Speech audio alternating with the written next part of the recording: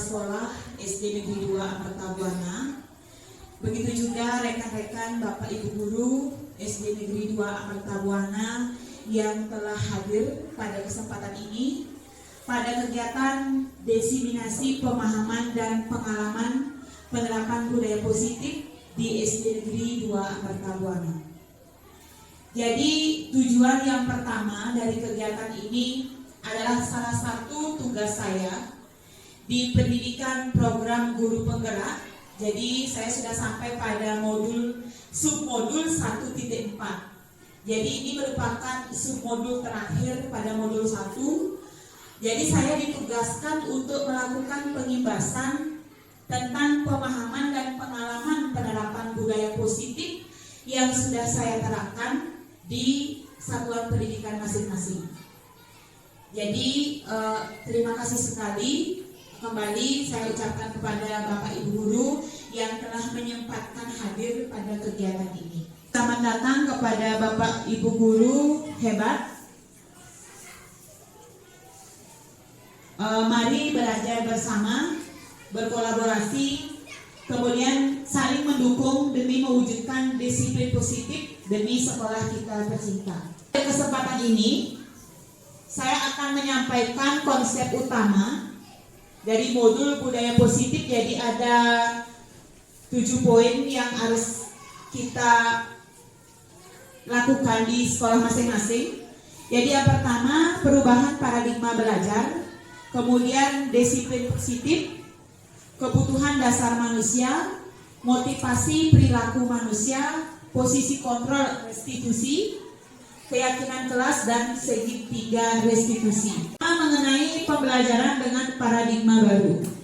Nah, Bapak Ibu sekalian, pembelajaran dengan paradigma baru ini dirancang berdasarkan prinsip pembelajaran yang berdiferensiasi. Sehingga setiap siswa itu belajar sesuai dengan kebutuhan dari tahap perkembangannya untuk mewujudkan profil pelajar Pancasila. Jadi, profil pelajar Pancasila ada 6 dimensi, yaitu yang pertama bisa diamati pada gambar yang di sebelah kanan. Jadi profil pelajar Pancasila ada 6 dimensi, yaitu yang pertama, beriman dan bertakwa kepada Tuhan Yang Maha Esa. Jadi masing-masing dimensi ini juga ada beberapa elemen-elemennya tersendiri. Disiplin positif. Nah, Bapak Ibu sering mendengar bahwa kita sering mengucapkan kata disiplin, ya, bahkan setiap hari kita mengucapkan disiplin, memberitahu siswa untuk disiplin. Jadi dalam budaya kita, makna kata disiplin itu dimaknai sebagai sesuatu yang dilakukan seseorang pada orang lain untuk mendapatkan kepatuhan. Jadi kita cenderung menghubungkan kata disiplin itu dengan ketidaknyamanan. Mungkin saya sendiri kalau di sekolah itu mungkin kata disiplin sering berkaitan dengan hukuman seperti itu. Kemudian memberikan penghargaan.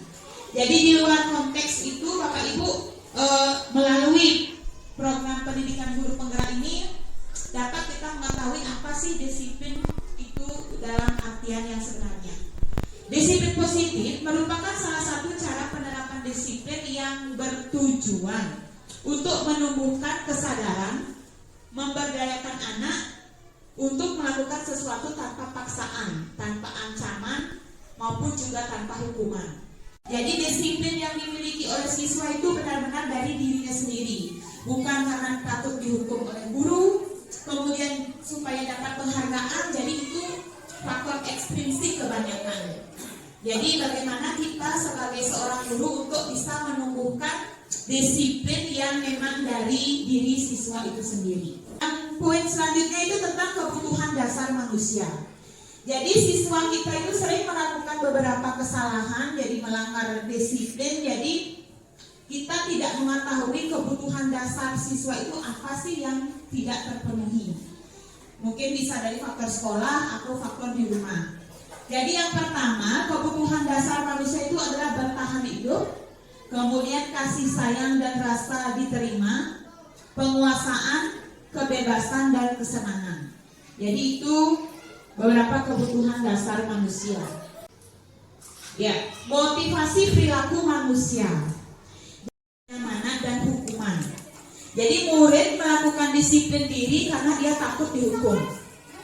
Kemudian ini merupakan motivasi ekstrinsik. Jadi karena takut dihukum, jadi dia melakukan disiplin. Kemudian untuk mendapatkan imbalan atau penghargaan dari orang lain. Murid itu melakukan disiplin diri karena dia ingin mendapatkan imbalan atau penghargaan dari orang lain. Ini juga motivasi ekstrinsik. Nah, yang ketiga, menghargai nilai-nilai kebajikan diri sendiri. Ini jadi murid melakukan disiplin diri karena sadar akan nilai kebajikan dirinya. Inilah faktor motivasi ekstrinsik yang ada pada diri siswa. Jadi disiplin yang kita terapkan itu bisa mengacu pada kegagalan karena kita memberikan dengan dua pilihan ini, yaitu hukuman dan penghargaan. Mungkin saya sendiri sering memberikan hukuman kemudian memberikan reward di dalam kelas, jadi justru itu yang dapat menciptakan identitas gagal. Misalnya hukuman itu dapat bersifat menyakitkan, tidak nyaman, murid merasa takut, murid merasa dipaksa. Jadi murid menyembunyikan kesalahan karena takut dihukum, kemudian murid menjadi rendah diri. Kemudian kita sering memberikan penghargaan atau reward kepada siswa, jadi itu tidak efektif, kemudian dapat merusak hubungan antara sesama siswa atau sifat iri, mematikan kreativitas, menghukum dengan sistem ranking dan merampas hak menghargai dirinya sendiri. Konsep disiplin dengan identitas sukses. Mungkin nanti bisa kita terapkan dengan konsekuensi dan restitusi, di mana nanti dapat menciptakan konsep disiplin dengan identitas sukses. Yang pertama, konsekuensinya. Jadi ini kalau kita menerapkan konsekuensi, jadi penguatan jangka pendek, kemudian perlu monitoring berkelanjutan, stimulus respon, murid lebih menghormati peraturan, dan kehilangan waktu untuk merenungi kesalahan. Kalau kita menerapkan segitiga restitusi, mungkin nanti saya tampilkan beberapa contoh. Jadi kalau menggunakan segitiga restitusi dalam menghadapi siswa yang bermasalah, murid bertanggung jawab untuk perilakunya. Fokus pada pemecahan masalah jangka panjang, kemudian murid menghormati dirinya dan orang lain. Kemudian ada teori kontrol, dirinya memegang kontrol, kemudian murid bersemangat memperbaiki kesalahan. Disiplin dengan pendekatan restitusi. Jadi itu adalah proses menciptakan kondisi bagi murid untuk memperbaiki kesalahan mereka, sehingga mereka bisa kembali ke kelompok mereka dengan karakter yang lebih kuat. Ciri-ciri restitusi: belajar dari kesalahan, jadi bukan menebus kesalahan, kemudian memperbaiki hubungan, tawaran bukan paksaan, menuntut untuk melihat ke dalam diri, mencari kebutuhan dasar yang mendasari siswa tersebut melakukan suatu tindakan tersebut. Kemudian fokus pada karakter bukan tindakan, dan menguatkan dan fokus pada solusi. Memberi hukuman, kemudian konsekuensi dan restitusi. Misalkan contoh kasus ya, yang mungkin sering saya alami seperti. Jadi contoh kasusnya, siswa sering tidak mengerjakan PR. Nah, langkah apa yang harus kita lakukan untuk menciptakan motivasi dari dalam diri siswa? Kalau seandainya Bapak Ibu memberikan hukuman pada siswa yang sering tidak membuat PR, jadi guru menghukum siswa tersebut dengan hormat bendera selama 10 menit. Misalkan kita menghukum dengan cara seperti itu. Kemudian guru menyuruh siswa lari keliling lapangan sebanyak 3 kali. Atau guru marah dan murid menjadi takut. Nah, jadi ini misalnya hukuman yang kita berikan. Jadi hukuman itu lebih bersifat negatif gitu ya. Lebih membuat siswa menjadi takut atau menyakiti siswa. Kalau konsekuensi, guru memberikan konsekuensi untuk mengerjakan PR-nya. Jadi dia tidak membuat PR, kita berikan konsekuensinya apa? Misalkan mengerjakan PR saat istirahat, atau dikerjakan PR-nya sebanyak 2 kali lipat pada tugas yang kita berikan. Kemudian guru tegas dan saling menghormati peraturan. Nah, kalau menggunakan segitiga restitusi, guru menanyakan keyakinan kelas dan membantu siswa menyelesaikan masalahnya. Kemudian guru terbuka dan siswa menghormati dirinya dan orang lain. Itu perbedaannya. Mungkin kalau pengalaman sebelum-sebelumnya kita hanya melakukan hukuman pada siswa yang bermasalah. Jadi di sini ada 5 posisi kontrol cara kita menempatkan diri yang tepat sebagai seorang guru untuk menghadapi siswa yang bermasalah. Yang pertama, kita sebagai penghukum. Kemudian kita sebagai pembuat rasa bersalah, kita bisa sebagai teman, kemudian bisa sebagai pemantau dan sebagai manajer. Saat atribut lengkap saat upacara bendera. Di sini ada 5 posisi kontrol yang harus kita terapkan. Jadi Bapak Ibu bisa menerapkan yang mana? Jadi itu kalimat yang kita ucapkan sebagai pendukung. Kemudian sebagai pembuat rasa bersalah. Jadi siswa itu merasa bersalah ya. Misalnya kalimat yang kita ucapkan, berapa kali guru harus memberitahu kamu, ibu kecewa sama kamu. Jadi murid merasa bersalah kepada kita. Kemudian kalau pembuat rasa bersalah, oh ya maaf ini sebagai teman ya harusnya yang bertiga nih. Ayolah yang berdua buat ibu guru bangga. Kali ini tidak apa-apa kamu salah. Itu sebagai teman. Kemudian sebagai pemantau, kamu sudah melanggar apa peraturan dan konsekuensinya apa dari kesalahan yang kamu lakukan. Sedangkan posisi manajer, apakah kamu tahu kesalahanmu? Kira-kira bagaimana kamu akan memperbaiki kesalahanmu? Dari 5 posisi kontrol ini mungkin posisi kontrol yang pertama saja kalau saya sendiri yang sudah saya lakukan. Mungkin Bapak Ibu posisi kontrol mana yang sudah biasanya Bapak Ibu lakukan? Pasti menghukum atau membuat rasa bersalah. Jadi dengan adanya budaya positif ini, mari kita posisikan diri pada kemudian ada keyakinan kelas. Nah, jadi mengapa keyakinan kelas? Mengapa tidak kesepakatan saja? Mengapa tidak peraturan kelas? Ya. Jadi untuk menjawab itu mungkin Bapak Ibu bisa menjawab 2 pertanyaan yang saya buat. Mengapa kita memiliki peraturan tentang penggunaan helm saat mengendarai kendaraan roda 2? Tidak ada yang memberitahu, ya. Jadi kemudian kedua, mengapa kita memiliki peraturan penggunaan masker dan mencuci tangan setiap saat? Mungkin dengan menjawab 2 pertanyaan ini kita tahu mengapa harus keyakinan kelas, mengapa tidak peraturan. Ya, jadi apa mungkin Bapak Ibu jawabannya mengapa kita memiliki peraturan tentang penggunaan helm saat mengendarai kendaraan roda 2? Untuk menghindari hal-hal yang terjadinya kecelakaan.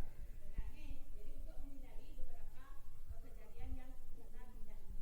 Terus yang kedua, penggunaan masker dan mencuci tangan setiap saat.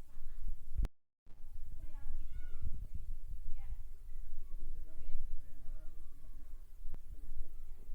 mencegah penularan penyakit. Ya. Jadi kita merasa yakin untuk hal tersebut. Ya. Jadi begitu pula tentang keyakinan kelas yang kita buat. Mungkin nanti Bapak Ibu guru wali dari kelas 1 sampai kelas 6 saya minta untuk membuat keyakinan kelas dengan siswa yang telah disepakati. Mungkin nanti bisa lihat contohnya yang sudah saya terlebih dahulu, kemudian merumuskan beberapa peraturan yang akan dijadikan keyakinan. Ya, jadi peraturannya itu biarkan dulu siswanya membuat sendiri, nanti kita sepakati barangkali ada yang sama. Jika sudah, kita tempelkan keyakinan kelas di depan kelas. Nanti jika ada siswa yang bermasalah, kita dapat menanyakan keyakinan kelas apa yang sudah kamu langgar. Kemudian belajar dengan antusias, semangat dan percaya diri, saling menjaga kebersihan dan keindahan, saling menghormati sesama, saling membantu dan bekerja sama, menghargai guru dan teman yang sedang berbicara, menerapkan 5S, salam, senyum, sapa, sopan dan santun, kemudian gemar membaca dan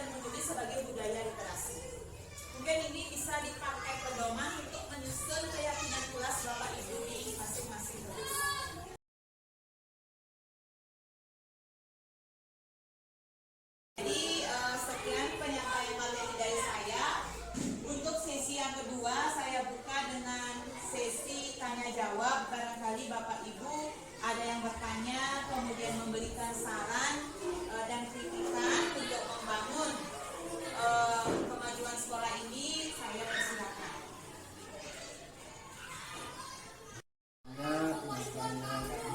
Bagus.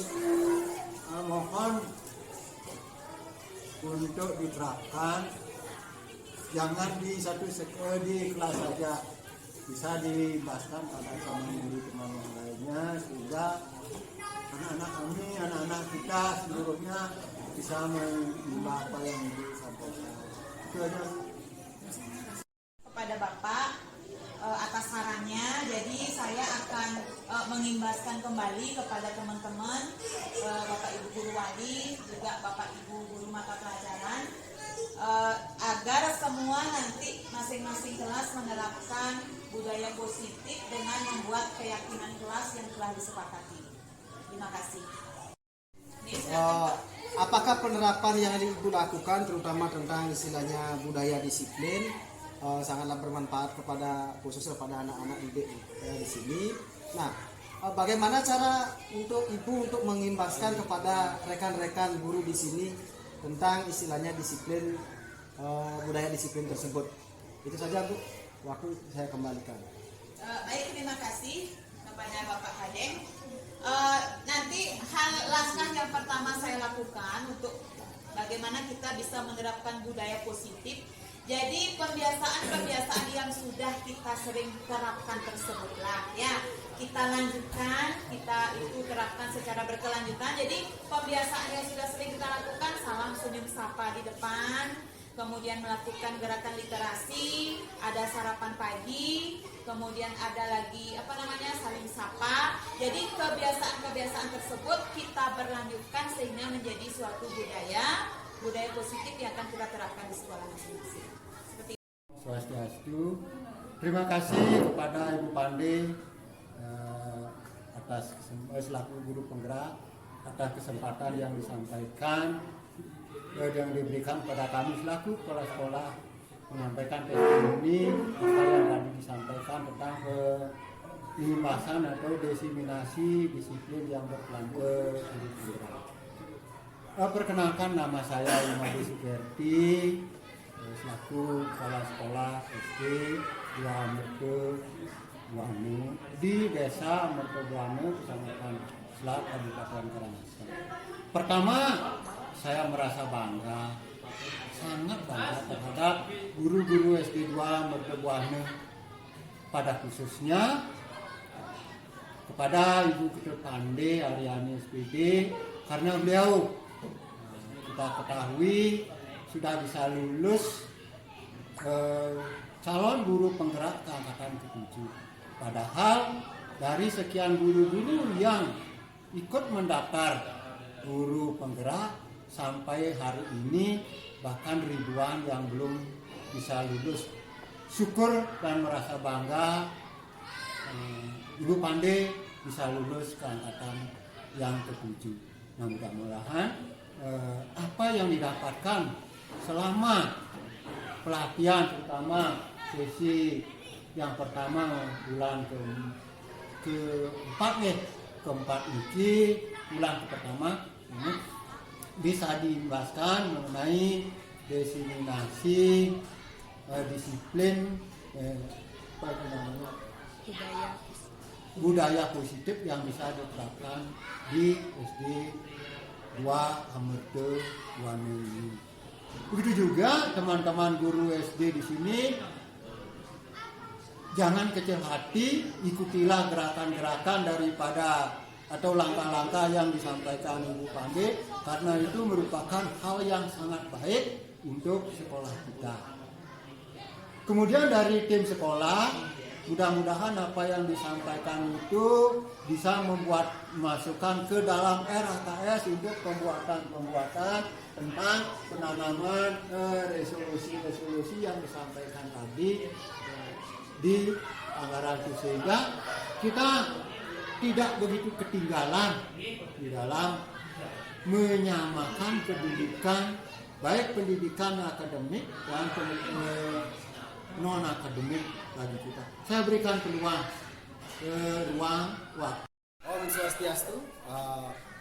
Sebelum saya menyampaikan testimoni terhadap rekan sejawat, izinkan saya memperkenalkan diri. Nama saya Ikadet Putu Gunarte, di mana saya adalah rekan daripada Ibu Pande Ketut Aryani yang mengikuti pelatihan guru penggerak. Di kesempatan hari ini saya mengucapkan terima kasih sudah memberikan testimoni apa yang menjadi suatu harapan Bu Pande, terutama penerapan budaya positif yang dilakukan di sekolah SD 2 Amur Tebuana, khususnya kepada anak didik, sangatlah bermanfaat, di mana kami sadari tingkat kedisiplinan anak SD 2 Amur Tebuana dulunya sangat rendah, namun dengan adanya pelatihan budaya positif yang dilakukan Bu Pande sangatlah bermanfaat, di mana anak-anak nantinya khususnya di SD 2 Amur Tebuana tahu akan jati diri, nilai positif, disiplin baik dalam dirinya sendiri maupun orang lain. Salah satu contoh, anak akan tahu tingkat disiplinnya sendiri, di mana yang diterapkan salah satu contohnya disiplin waktu, disiplin bicara, disiplin di kelas, sehingga anak-anak tahu bagaimana itu disiplin. Dan semata-mata disiplin itu yang dilakukan, program disiplin itu bukan semata-mata untuk hukuman, melainkan belajar dari kesalahan tersebut, sehingga kedepannya anak-anak tahu akan jati dirinya sendiri di dalam melakukan proses pendidikan di sekolah SD 2 Amur Tebuana. Dan bahkan khususnya nanti diimbaskan terutama kepada rekan-rekan guru, semuanya sangat bermanfaat untuk melakukan kegiatan budaya positif disiplin terhadap murid-murid yang lainnya juga, sehingga tanpa dia sadari sendiri nanti kedepannya anak-anak akan melakukan disiplin sendiri di dalam mengikuti pembelajaran baik di kelas, di ruang kelas, bahkan nanti diimbaskan juga anak-anak karakternya mengimbas kepada disiplin di rumahnya sendiri, sehingga anak-anak bermanfaat sekali. Jadi dengan adanya pelatihan yang dilakukan rekan kami khususnya Bu Pande sangatlah bermanfaat baik bagi anak-anak maupun rekan-rekan guru yang ada di SD 2 Amur Tebuana. Terima kasih banyak atas ilmu yang diberikan kepada rekan kami khususnya Bu Pande, mengimbaskan kepada teman-teman di sini kedepannya tahu sekarang istilahnya budaya